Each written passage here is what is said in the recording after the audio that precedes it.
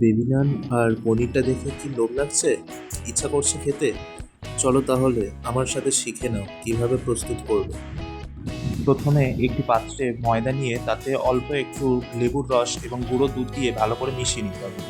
এখন অল্প একটু খাবার সোডা দিয়ে আবারও মিশিয়ে নেব ভালো করে। এখন এবার সাদা তেল দেব ময়ম করার জন্য, আবার ভালো করে এটাকে মিশিয়ে নেব। দেখো এখন ভালো করে ময়ম দেওয়া হয়ে গেছে। এবারে একটু একটু করে জল দিয়ে মিশিয়ে নিতে হবে, ডোটাকে তৈরি করে নিতে হবে। এখন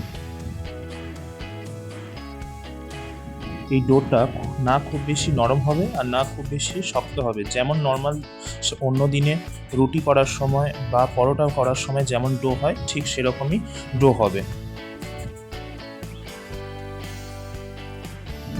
তো এখন ডোটা ভালোভাবে মাখা হয়ে গেছে, কিছু সময়ের জন্য এটাকে ঢাকা দিয়ে রেখে দেব। 2000 years later.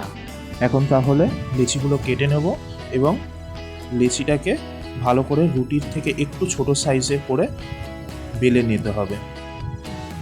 এখন এটা সাদা তেল দিয়ে একটা লোহার চাটুতে হালকা হাতে সেঁকে নিলেই তৈরি হয়ে যাবে গোল গোল ছোট ছোট ফুলকো ফুলকো নান পরোটা। তো দেখো তোমরা কি সুন্দর ফুলে যাচ্ছে পরোটাটা।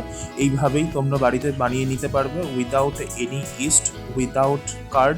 বাড়িতে সুন্দর এইরকম নান পরোটা তৈরি করে নিতে পারবে। তাহলে আজ এই পর্যন্তই।